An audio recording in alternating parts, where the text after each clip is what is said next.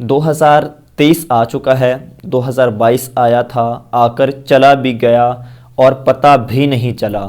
اسی طرح 2023 آ چکا ہے، اس نے بھی بہت جلد گزر جانا ہے اور پتہ بھی نہیں چلنا۔ تو جو کامیاب انسان ہوتے ہیں وہ اپنی زندگی میں ان کا ایک گول ہوتا ہے، ایک مشن ہوتا ہے، وہ کسی مقصد کے تحت چل رہے ہوتے ہیں۔ اللہ تعالیٰ نے اس مقصد کو قرآن پاک میں بھی بیان فرمایا ہے۔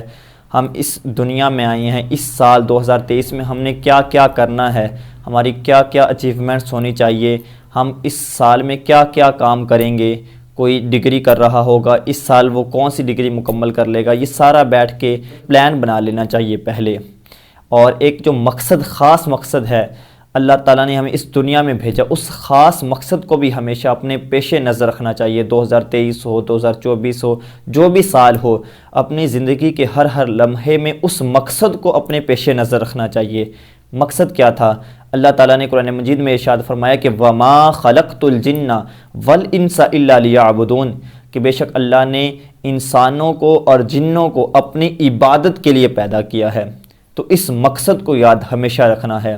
دیکھیں 2022 آیا تھا، آ کر چلا گیا، بلکہ اس سے پہلے کتنے سال جا چکے ہیں۔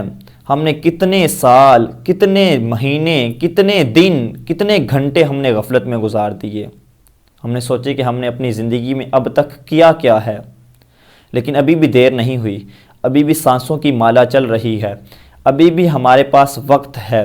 تو ہم غور کر لیں کہ ہم نے آنے والی زندگی میں کیا کیا کرنا ہے۔ سب سے پہلے تو اللہ تعالیٰ نے جو مقصد دے کر ہمیں بھیجا ہے، اسی مقصد کے پیش نظر چند ایک باتیں عرض کرنی ہیں۔ سب سے پہلے تو یہ کہ اس سال کو 2023 کو ہم نے اللہ اور اس کے پیارے محبوب صلی اللہ علیہ وآلہ وسلم کی رضا کے مطابق گزارنا ہے۔ اللہ عز و جل کی عبادت صحیح معنوں میں ہم نے اس سال کرنی ہے۔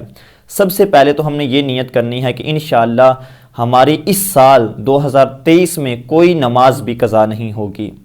ہم فرائض و واجبات میں کوتاہی نہیں کریں گے، فرائض و واجبات کا ہم خاص خیال رکھیں گے۔ اس کے علاوہ درود پاک کی کثرت کریں گے، قرآن مجید کی کثرت کے ساتھ تلاوت کریں گے، دیگر نیک اعمال بھی ہم کرتے رہیں گے ساتھ ساتھ۔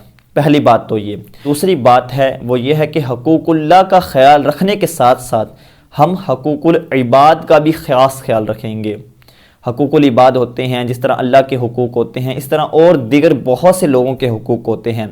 بہن بھائیوں کے حقوق ہوتے ہیں، والدین کے حقوق ہوتے ہیں، ٹیچرز کے حقوق ہوتے ہیں، رشتہ داروں کے حقوق ہوتے ہیں، ہمسایوں کے حقوق ہوتے ہیں۔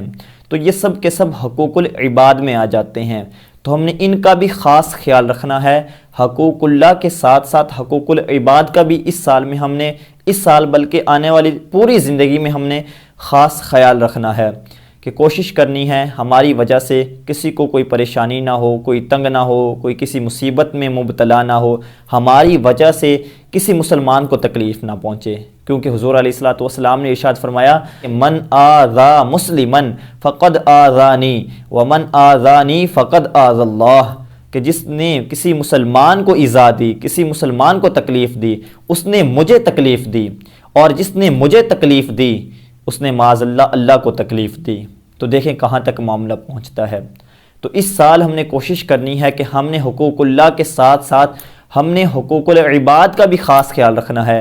ہم نے کوشش کرنی ہے کہ ہماری وجہ سے کسی کو کوئی پریشانی نہ ہو، اور اس کے علاوہ ہم نے تعلیم و تعلم کا بھی خیال رکھنا ہے۔ تعلیم کو بھی عام کرنا ہے، خود بھی علم حاصل کرنا ہے اور دوسرے لوگوں تک بھی علم کو پہنچانا ہے۔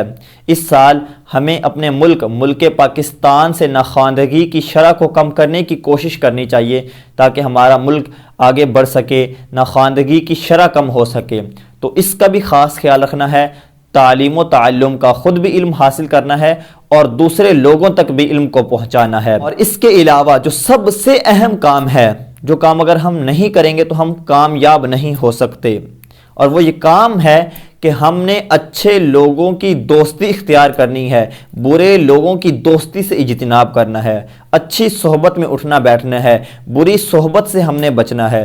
اگر ہم ایسا نہیں کریں گے تو ہم جتنی مرضی اچھی نیتیں کر لیں، جتنے مرضی ہم گول بنا لیں، ہم کامیاب نہیں ہو پائیں گے، کیونکہ ہم برے دوستوں کی دوستی کو ہی نہیں چھوڑ رہے۔ جب ان کی دوستی کو ہم نہیں چھوڑیں گے پھر ہم کامیاب کہاں سے ہوں گے؟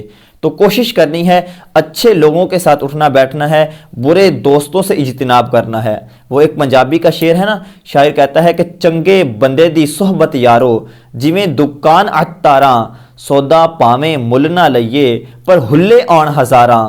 اور برے بندے کی صحبت کے بارے میں شاعر کہتا ہے کہ برے بندے دی صحبت یارو، جویں دکان لوہاراں، کپڑے پاویں کنج کنج بئیے پر چھڑکاں پین ہزاراں۔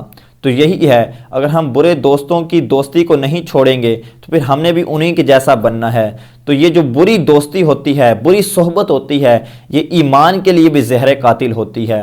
تو کوشش کرنی ہے کہ برے لوگوں کی دوستی سے ہم نے بچ کے رہنا ہے، اچھے لوگوں میں، پڑھے لکھے لوگوں میں، علم والے لوگوں میں، اچھے لوگوں کی صحبت میں اٹھنا بیٹھنا ہے، اچھے لوگوں کی صحبت اختیار کرنی ہے اور برے لوگوں کی صحبت سے اجتناب کرنا ہے۔ اگر ہم ان سب باتوں پر عمل کر لیتے ہیں تو انشاءاللہ اللہ کی رحمت سے ہم نے جو جو اچھی نیتیں کی ہوں گی، انشاءاللہ ہم ان نیتوں پر ثابت قدم رہیں گے۔